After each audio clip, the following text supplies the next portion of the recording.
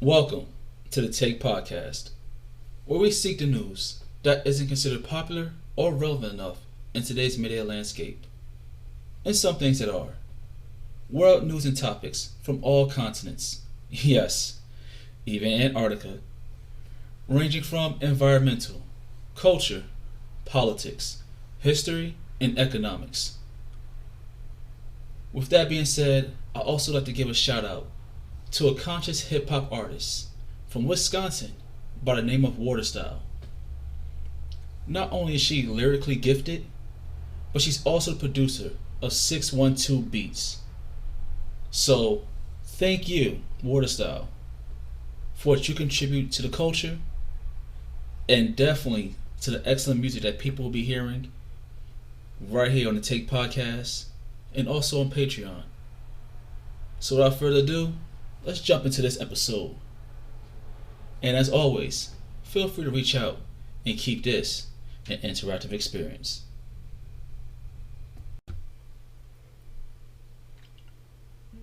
Welcome back to the Take Podcast with your host, Sean D. James. And as stated in an update to Growth and Development,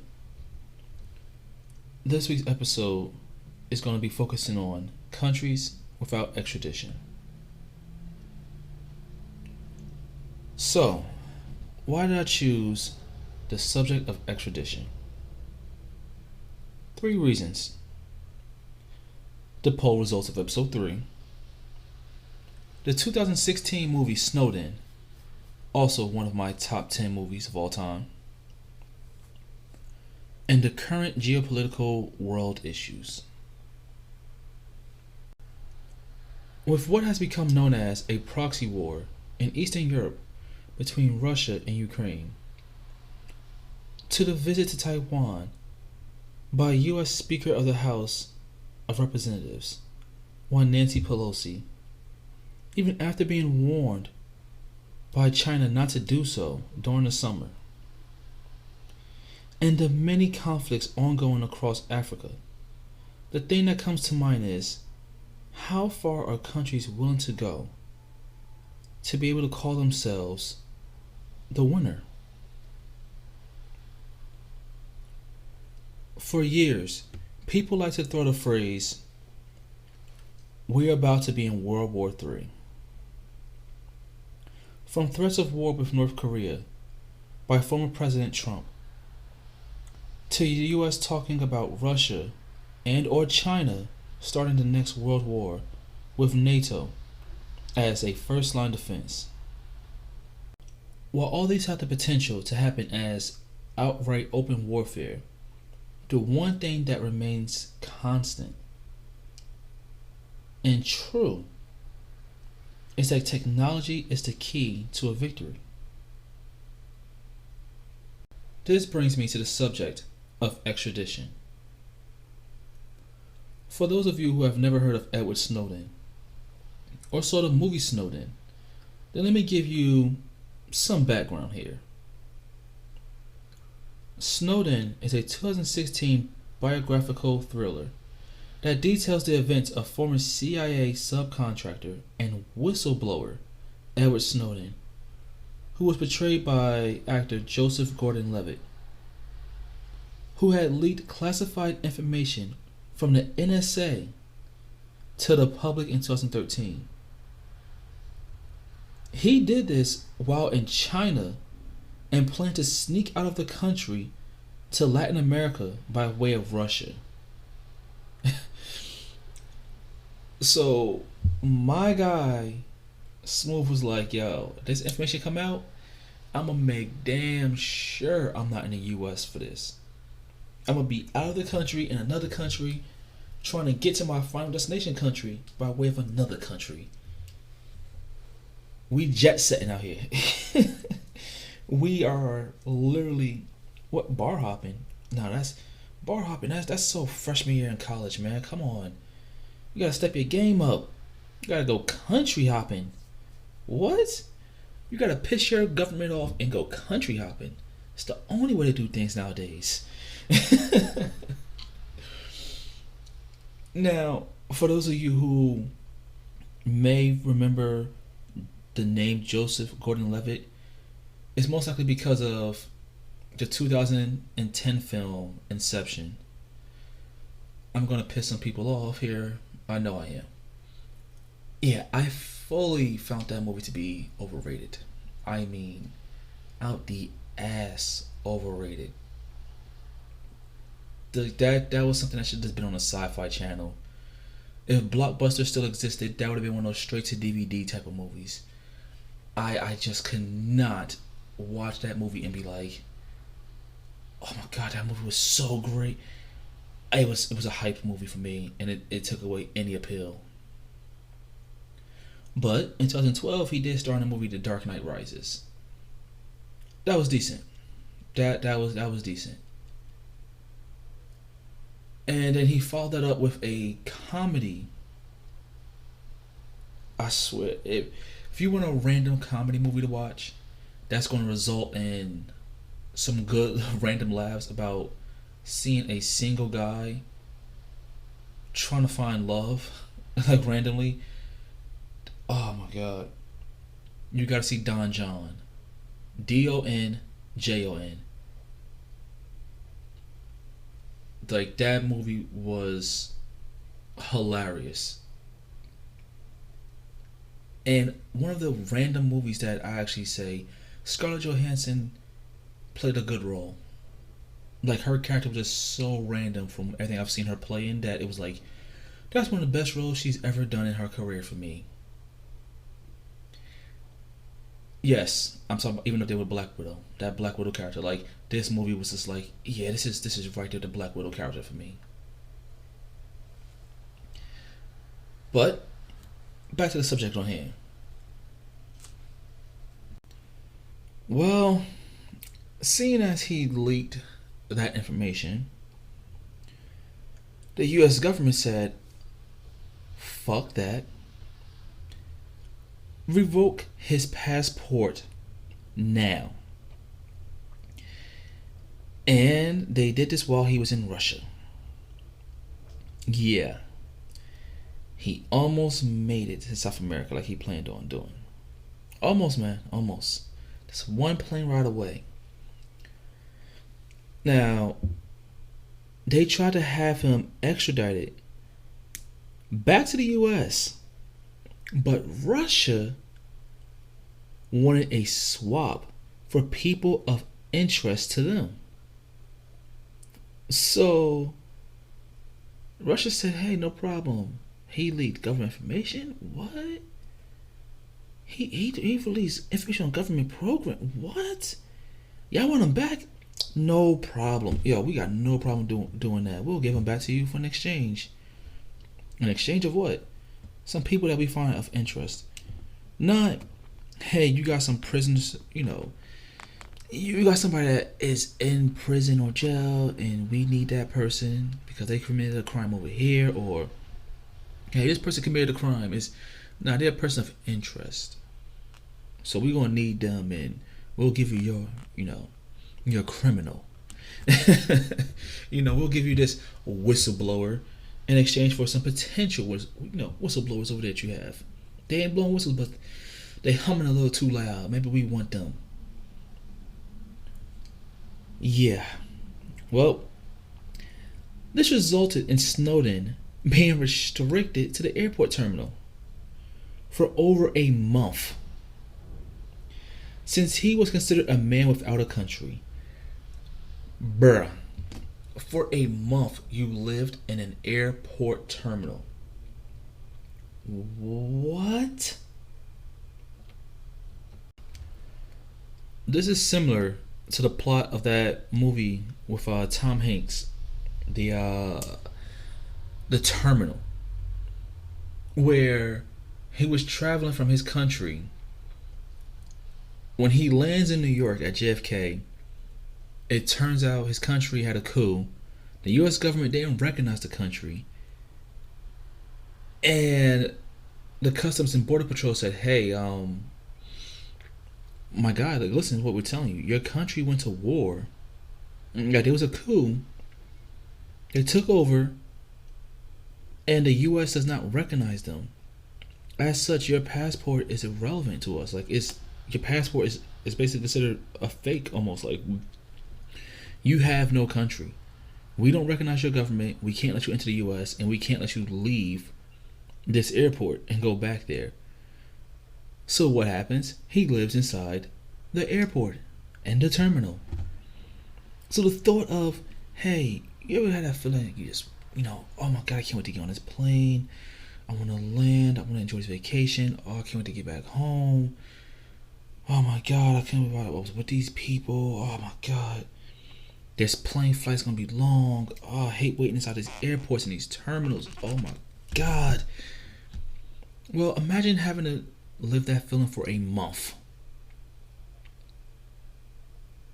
Like, hey, how are you providing for yourself? How are you washing up? Like that, like you have a bathroom, you're gonna use the bathroom, but now that means you have to go right to that that little market, go buy a toothbrush and toothpaste, brush your teeth. But it's like, well, damn, what are you doing for blankets? Like, is this airport going to provide you with a blanket and a cot to go sleep in? Are you going to go sleep in like on a holding cell somewhere? What do you do at that point? The concept of being restricted to a terminal in an airport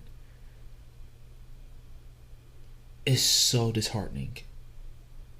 Like, for me, that is, you basically just put me in jail. It's like, but you get to walk around. So I'm on a yard time, fresh air, go outside. All right, go back to your cell. All right, I'm gonna go sit on this bench over here and try to kick my feet up on an angle. Like, that is, whew, that is terrible to me.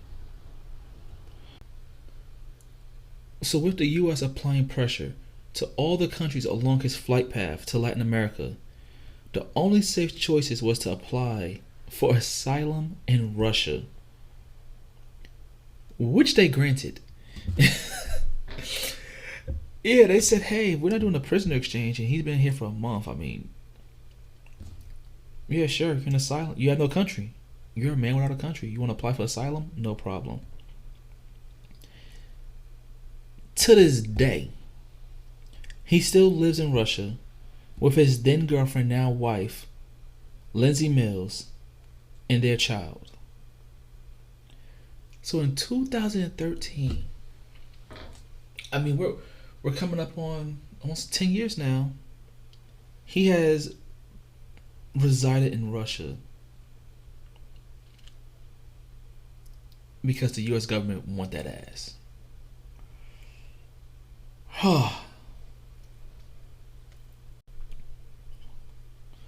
Well, this then leads us to the next person of interest. The founder of WikiLeaks, Julian Paul Assange, who stated while Venezuela and Ecuador could protect him in the short term, over the long term, there could be a change in government. In Russia, he's safe. The thought of that, hey, the U.S. wants this prisoner. You think one of these two South American countries wouldn't give him up? You think there wouldn't be a regime change? And one of those countries go, hey, the U.S. could use some stuff. We need to, maybe mend some fences here or there. Offer this guy up in exchange for, this and that. Yeah, sure, why not? Like, that sounds good to me. Like, yeah, it sounds good to me too. The fact that Russia wasn't playing ball with the U.S. just has me go, yeah, I agree. You're better off staying in Russia. You'll be okay. Now, Assange himself is on the U.S. shit list for publishing a series of leaks in 2010. Yeah, 3 years before Snowden. That focused on Afghanistan, Iraq, and amongst other things. with allegations of sexual misconduct by Sweden. An arrest warrant was issued, and according to Assange, this was the pretext to his extradition to the United States. So, allegations of sexual misconduct. Not there was some sexual misconduct and we have an arrest warrant for him because we noticed that. It was like there was no camp. In other words, there was allegations of it, and we need to bring him in. Okay. Yeah, this is the U.S. working with a friendly nation to get my ass. Fuck. He lost his battle against the courts, so he breached bail and gained asylum at the Ecuadorian embassy in London from August of 2012 until April of 2019. Now, I've already stated, my man Snowden had to do a month in a Russian airport terminal. For 1 month, he lived in a terminal. Assange, oh my God, my guy did almost 7 years. What was that? Almost 7 years. Almost 7 years at an embassy. They let you chill in an embassy seeking asylum for 7 years. The United States wants you. They're trying to get you from Sweden. You say, fuck that. I'm jumping. I'm a bail jumper. And I'm going to go to London.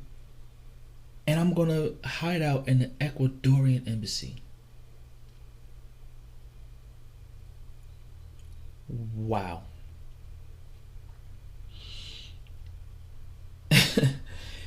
Now, here's the funny thing. That was in April of 2019. It's now November of 2022. He has since been imprisoned in Belmarsh prison. Or should I say His Majesty's Prison Belmarsh, as a Class A men's prisoner. I guess he was right about Snowden. He wasn't going to be safe in the long term.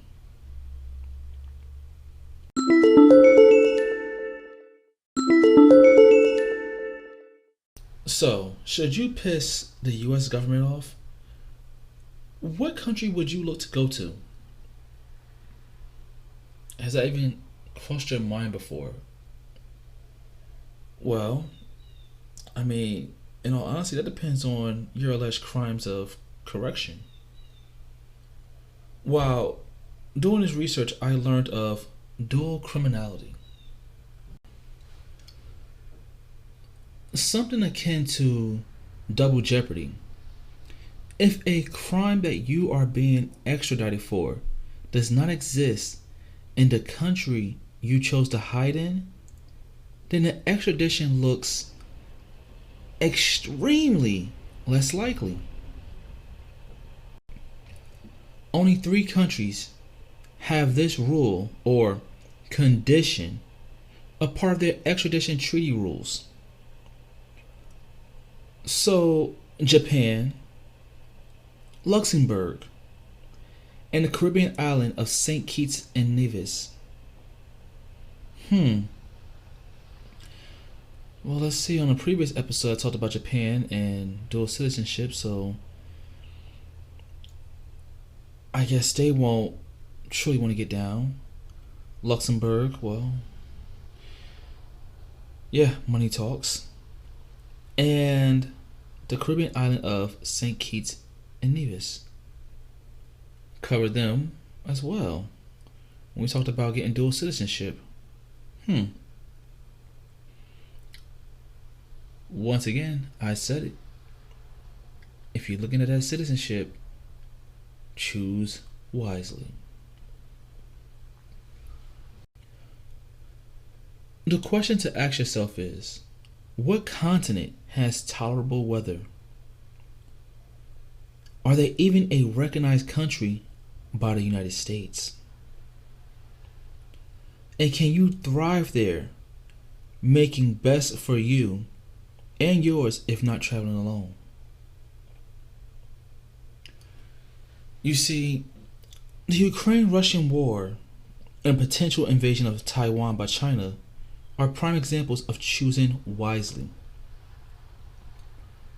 Unlike Ukraine, Taiwan is not a recognized country or territory by the US.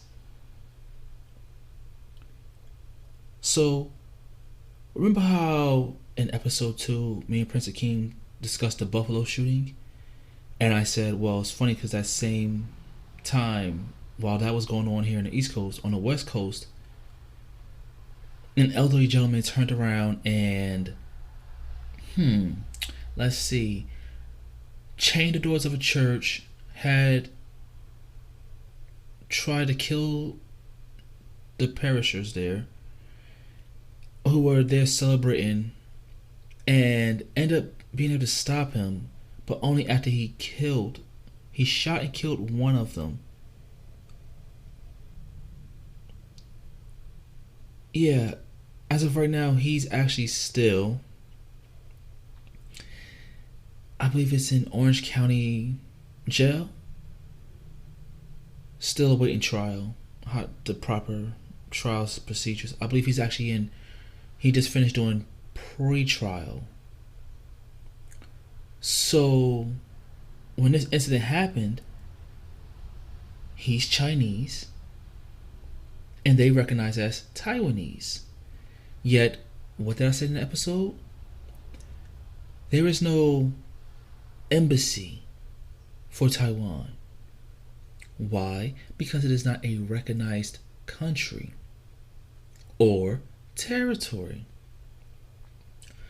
So when Nancy Pelosi, during the summer flew over there,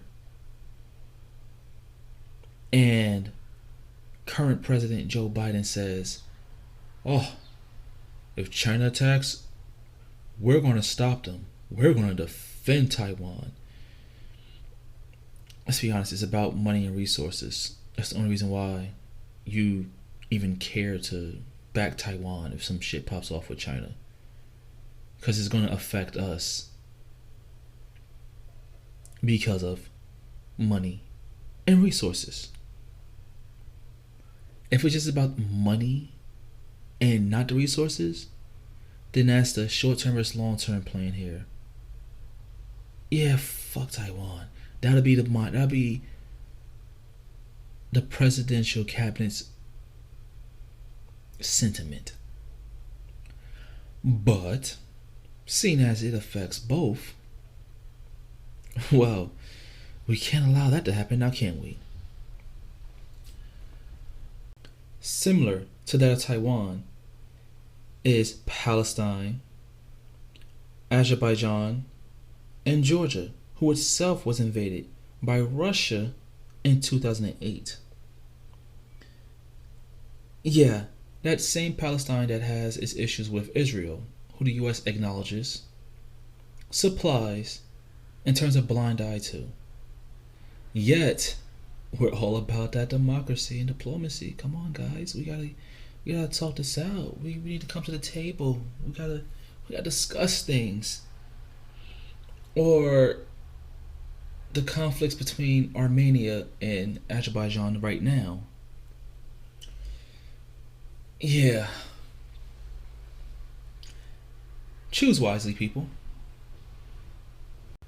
So, if you're okay with a 30-hour flight at around, say, $3,000 US, and don't mind alcohol limitations and Islamic laws, maybe Brunei in Southeast Asia could be a place for you.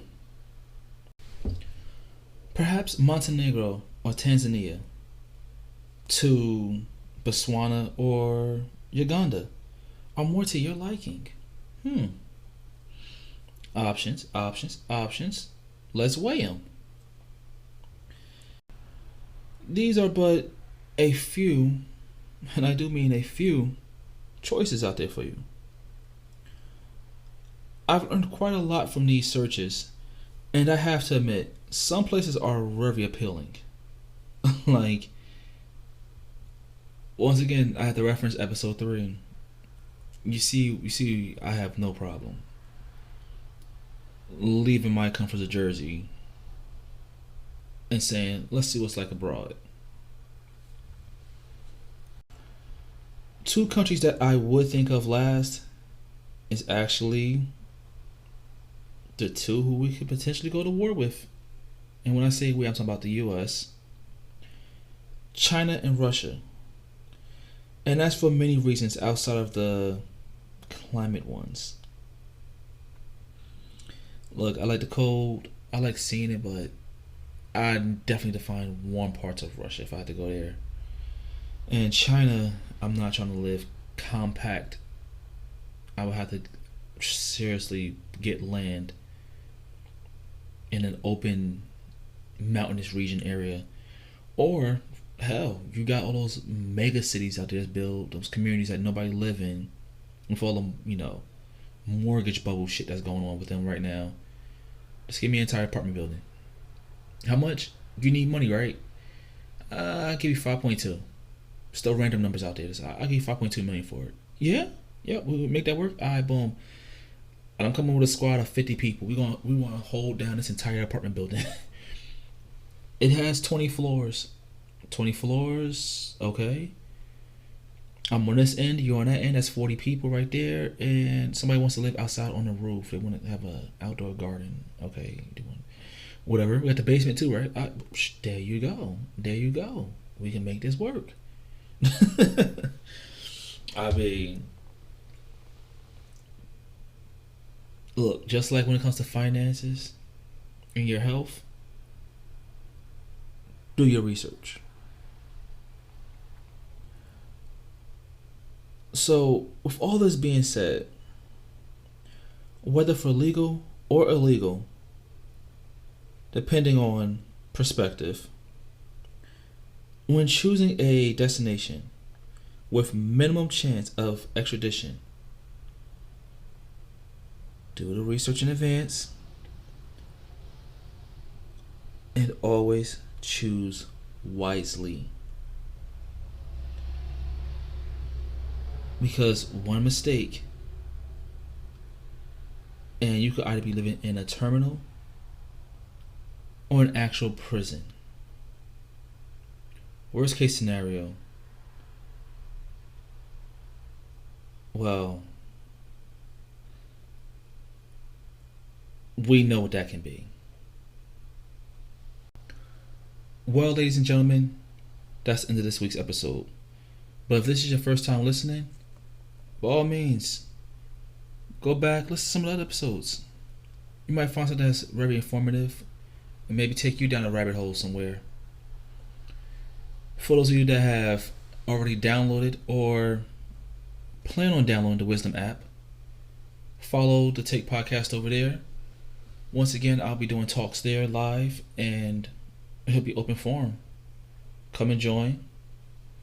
As well as check out our Patreon. With that being said, as always, enjoy yourself, enjoy the day, and stay prosperous. Peace. Water broke from the spill and now I see we all